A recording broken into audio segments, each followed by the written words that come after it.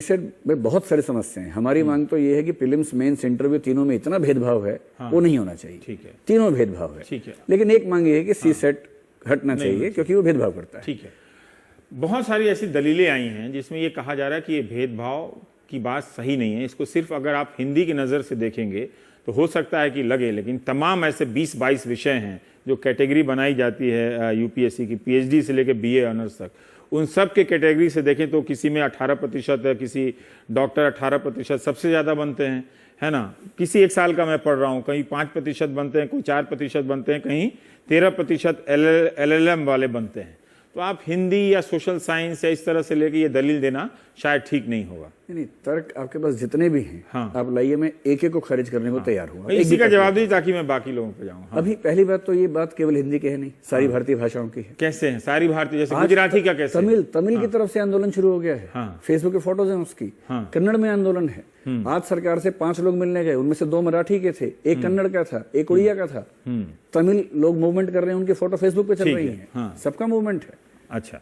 और इसलिए ये कहना कि हिंदी वर्सेस इंग्लिश नहीं, मूवमेंट की बात नहीं। आप मुझे बताइए, एक संक्षेप में बता, अगर आप बताने की स्थिति में हैं कि गुजराती के छात्रों के साथ कैसे अन्याय हो रहा है या तमिल के छात्रों के साथ नंबर इस नीति से आईएएस बनने के लिए इंग्लिश और भारतीय भाषा दोनों चाहिए। आईएएस बन के आप जिस भी स्टेट में काम करेंगे, इस समय भारत के लगभग हर स्टेट में वहां की लैंग्वेज में काम चल रहा है पूरा का पूरा। तमिलनाडु का व्यक्ति यूपी आएगा तो हिंदी में ही काम करेगा, इंग्लिश में भी नहीं, हिंदी में काम करना पड़ेगा। अगर आपको लगता है कि अंग्रेजी चाहिए तो भारतीय भाषा भी चाहिए। और इन दोनों का एग्जाम 1979 से मेंस में हो रहा है, लगातार हो रहा है। इंग्लिश का किसको विरोध है? जितने लोग आईएएस बनते हैं किसी मीडियम से भी, वो इंग्लिश का 300 नंबर का एग्जाम देते हैं और उस इंग्लिश के पेपर में कॉम्प्रिहेंशन भी होता है। तो इसे इंग्लिश से विरोध नहीं है? इंग्लिश से नहीं है, इंग्लिश तो दे रहे हैं सब लोग। ठीक है। अगर आपको लगता है प्रीलिम्स पे चेक करने तो इंग्लिश के साथ ये धारणा बन गई कि आप अंग्रेजी नहीं चाहते हैं। सरासर झूठ है, सरासर झूठ है। चलिए, अगर आपको प्रीलिम्स में लगता है कि भाषा चेक करनी है, हालांकि एप्टीट्यूड और भाषा में संबंध समझ में नहीं आता है, अगर है तो आप इंग्लिश के साथ 10 क्वेश्चन केवल भारतीय भाषा में रख दीजिए, बराबर कर दीजिए। ट्रांसलेशन आप 30-35 सवाल इंग्लिश से हिंदी में करते हैं, इसको उल्टा करके देखिए ना एक बार। मैं एक वाक्य बोलता हूं, आप जरा बताइए। नहीं, उसका हो गया, उल्टा कर रहा हूं, उल्टा। हिंदी का पैसेज है, इंग्लिश में ट्रांसलेट करते हैं और सवाल पूछ के देखते हैं। मैं इंग्लिश में वाक्य बोलता हूं, बताइए इसका मतलब क्या है? मुझे यूपीएससी से वैसे भी नहीं देना। एक वाक्य, because he eats so much Chinese, that is why Chinese खाता है, that is why he has flowered. क्या मतलब हुआ इसका? ठीक है, फिर आगे। क्योंकि वह बहुत चीनी खाता है इसलिए फूल गया है। फूल गया है। अगर इसका अनुवाद ये कर दे, कौन जवाब देगा इसमें? तो इतने बड़े मुद्दे को हंसी मजाक में टाल देना, उन बच्चों की जिंदगी खत्म हो गई 2011, 12, 13 में लास्ट अटेम्प्ट जिनका था। ट्रांसलेशन गलत हुआ, क्वेश्चन गलत हुए, बाहर निकल गए, कोई रिलीफ नहीं, कंपनसेशन नहीं। क्यों?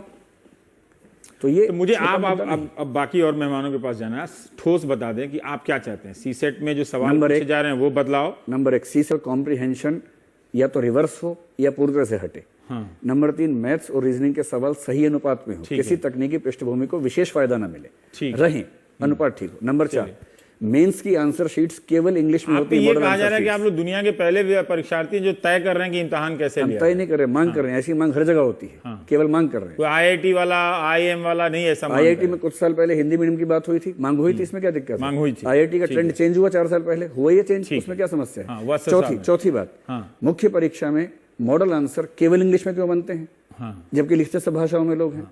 5वीं बात, इंटरव्यू में इस बात से तो मैं सहमत हूं आपकी बात से कि जो कॉपी चेक किया जाता है उसके लिए मॉडल आंसर सभी भाषाओं में बनने चाहिए। आपको सबसे सहमत होना पड़ेगा। आप आर्गुमेंट कीजिए मेरे साथ। ठीक है। नंबर 5, इंटरव्यू में सारी भाषाओं के एवरेज स्कोर निकलवा के देख लीजिए, कम से कम 25 नंबर का अंतर आएगा इंग्लिश और बाकी भाषाओं में। क्यों है?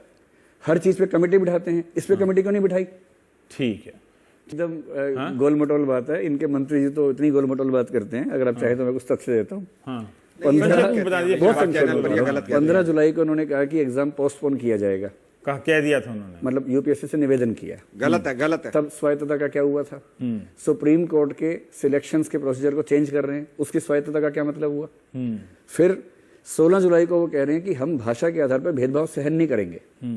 24 जुलाई को अतारांकित प्रश्न संख्या 1760 राज्यसभा, डॉक्टर प्रदीप बालमोचू का प्रश्न था, क्या यूपीएससी भाषाई भेदभाव करती है? उसका उत्तर क्या देने? नहीं करती है।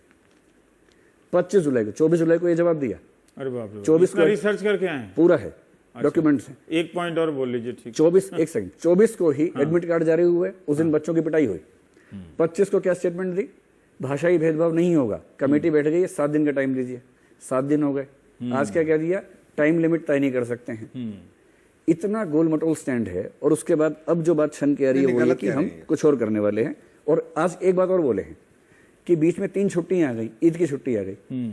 ईद की छुट्टी पे मंत्री जी काम नहीं करेंगे, पर ईद के दिन हजारों बच्चों को लाठी से पिटवा दिया। ईद के दिन ईद के दिन पुलिस काम करेगी, बच्चे पिटेंगे, पर हम काम नहीं करेंगे। इसका जवाब क्या देंगे? छोड़ दीजिए फिर तो। इतना सारा साल बेसिक क्वेश्चन में मुझे प्रॉब्लम हो जाता है। वैसे भी आज विजय जी आज आपने जो बयान दिया वो ठीक बयान नहीं था। अच्छा कि आपने हाँ आप कह लीजिए हाँ विजय जी। एक बात बड़ी तय है, ये डॉक्टर विकास हर जगह वही की वही बात कहते हैं जो ठीक नहीं है जी। पहली बात यह है कि यूपीएससी अपने आप एक संस्था है।